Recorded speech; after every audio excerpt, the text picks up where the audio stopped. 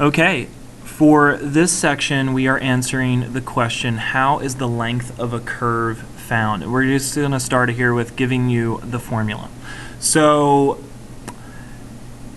you'll notice that there's two formulas here. They look really similar. L for length.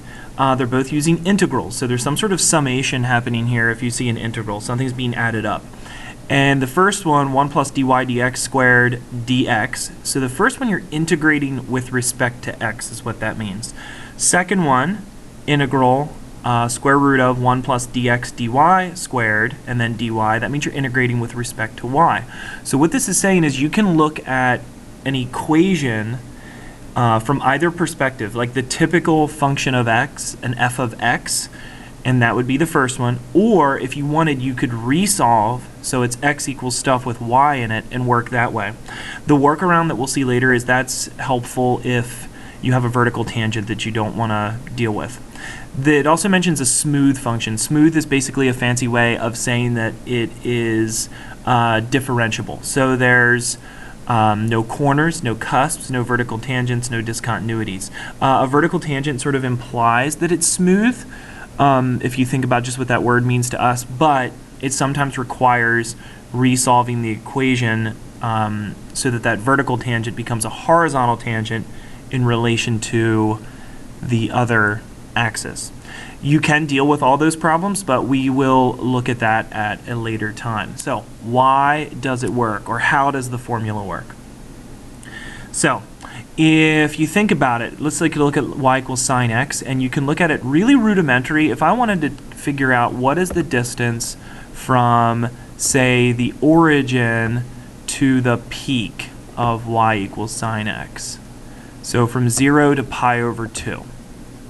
Well, in a really basic sense, we can look at it as a straight line. So we know that straight line will be an underestimate of the difference, because in geometry, the shortest distance between 2 points is a straight line. So we can do the Pythagorean theorem. But what calculus allows us to do, remember, it's all about moments and all about small increments of time or distance. So we can take a right triangle, and instead of looking all the way from the origin, 0, 0, up to pi over 2, comma 1, why don't we just look at a really small chunk?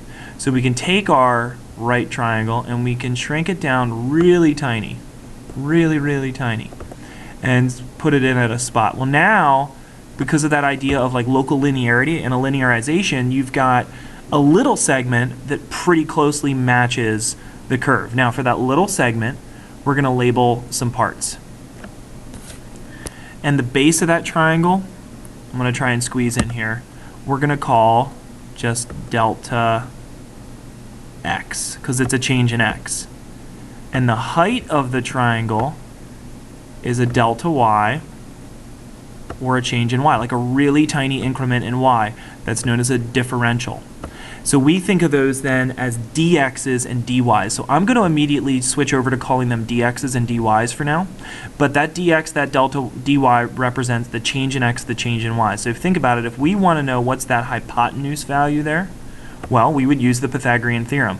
And so we would say that that little piece of length would equal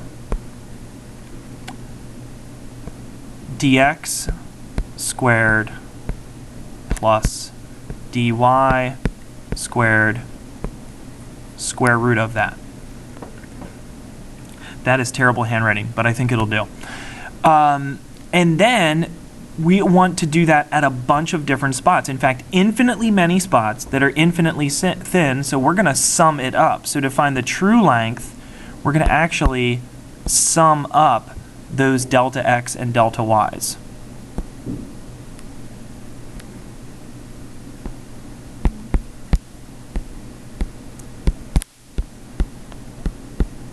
Well, when we have a sum, that brings in the idea of an integral. But all you do is a little rewriting. It's really tricky, or just kind of interesting how this works out.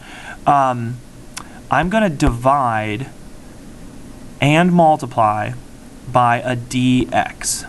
So I've got sum, I've got this square root expression, dx squared plus dy squared, and I'm going to divide by a dx, and I'm going to multiply by dx. So I haven't changed the value, but I have changed the way that it looks.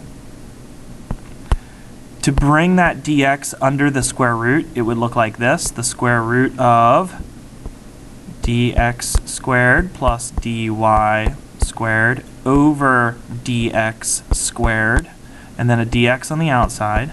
And then I'm going to rewrite it as, I'm going to divide these, so I've got square root of dx squared over dx squared would be 1 plus, and then dy squared over dx squared would be dy dx squared, and then a dx on the outside, and I've created a Riemann sum. And so I can turn that into an integral. That replaces the sum. I was using dx's and dy's the whole way instead of a delta x and delta y, but that's the rest of my formula. So 1 plus dy dx squared and a dx. And then limits of integration. So we start at a, we end at b. For our sine problem up here, that'd be starting at 0 and going to pi over 2. And that's where the formula is generated from. So for the dx dy version, it's the same thing. It's just looking at your function from the other perspective. So for the y equals sine x, we probably wouldn't want to do it that way, because if we had y equals sine x and we wanted to solve that for x, it would be over here, x equals sine inverse of y. Not something we want to necessarily take the derivative of, square, but you have that option of doing it that way. All right, I have a couple examples ready. I think we'll just do one on here to keep it short. Find the length of the curve y equals sine x on the interval 0 to pi over 2. So the length will be the integral from 0 to pi over 2 of the square root of 1 plus. Now we need dy dx squared. So if it's sine x, the derivative is cosine x, and we're going to square that. Boom, we've got it.